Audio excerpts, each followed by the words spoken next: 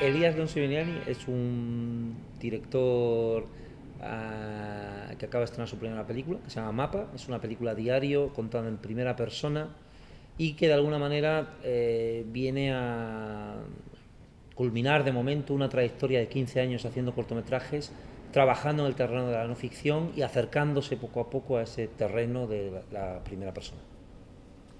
Algunas, digamos, líneas de trabajo que he tratado de desarrollar y que están en Mapa podrían ser que practico un cine textual, un cine que está basado en la relación entre un texto en off e imagen, encontrar formas creativas y tensas entre relaciones entre texto e imagen que puedan funcionar. Y luego, por otro lado, te diría también como una voluntad de tomarse el cine como un juego, ¿no? Tratar de encontrar una dimensión lúdica en la idea de hacer películas, al mismo tiempo implementar eso en la propia vida, ¿no?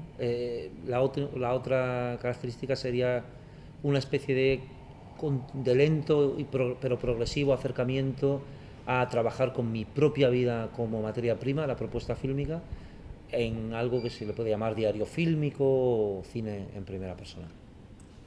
En realidad, que no aparezca en la película no tiene tanto que ver con el pudor, tiene que ver con dos cosas. Una tiene que ver con que la película la he grabado solo, entonces cuando estoy con la cámara solo podría salir si me filmo en un espejo o si me filmo a la sombra.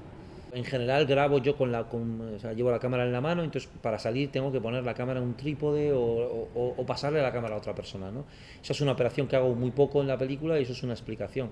Y la otra tiene que ver con una estrategia narrativa que pasa por dosificar la presencia, el acceso al protagonista de la historia, ¿no? Entonces, en ese sentido, crea una especie de fluir continuo en forma de voz en off, que tiene que tener muy en cuenta cuando se rompe para que veas a esa persona, ¿no? Y eso está como calculado de cara a ir generando interés. El arte o cualquier tipo de ejercicio creativo consiste en buscarse una excusa para hacer algo, inventarse un placebo, algo que excite tu imaginación, ¿sabes? Entonces, en ese sentido, a mí la idea de mapa, la idea de croquis, la idea de diagrama, siempre me ha interesado. Es algo que a mí me pone activo, me pone a imaginar, ¿no? Entonces, es verdad que puede ser una excusa, pero bueno, más que una excusa yo diría un trampolín, ¿no? Un trampolín de cara... Si yo me adentro en la película sabiendo que voy a tratar de hacer algo con 2 años de mi vida, pensando en un mapa, me organiza dentro del caos que supone lanzarte ahí a ver qué se me ocurre, ¿no? De todo esto, ¿no? La vida es muy informe, muy amorfa y muy poco acotable, ¿no? Entonces, las películas son trozos de realidad acotadas, ¿no? O trozos de realidad creadas, pero también acotados, ¿no? En ese sentido, la idea de mapa, la metáfora que supone el mapa, para mí es fértil y por eso la utilicé. Sustancialmente la película es real, todo lo que cuenta, no inventa nada, y la frontera entraría en las técnicas que se utilizan para contar esa realidad, que muchas de ellas proceden o son directamente del cine en puesta en escena, del cine de ficción. Yo creo que la frontera en una propuesta como mapa estaría probablemente en las técnicas.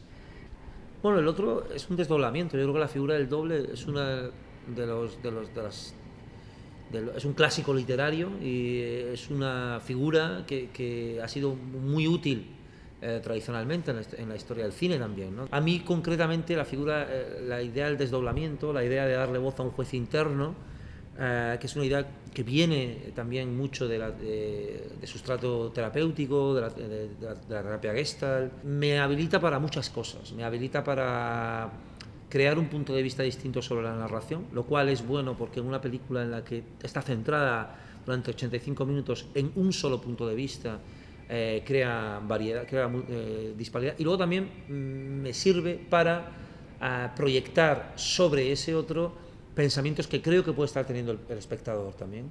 Básicamente, Mapa bebe de muchas cosas, y siendo más concreto, te diría que hay dos referentes claros en la película, Hitchcock y Truffaut.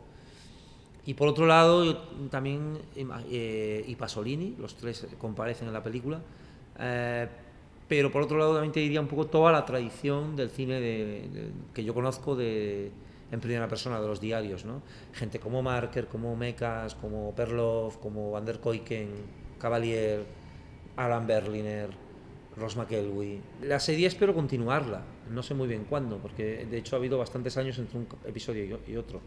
Ya me va tocando hacer otra, ¿no? Y en cuanto a otros proyectos, pues tengo un par de proyectos muy en embrión que también están en la frontera de ficción y no ficción, y a ver si puedo desarrollarlos. Me gustaría que el próximo proyecto, digamos, así como resumen, que hubiera más gente.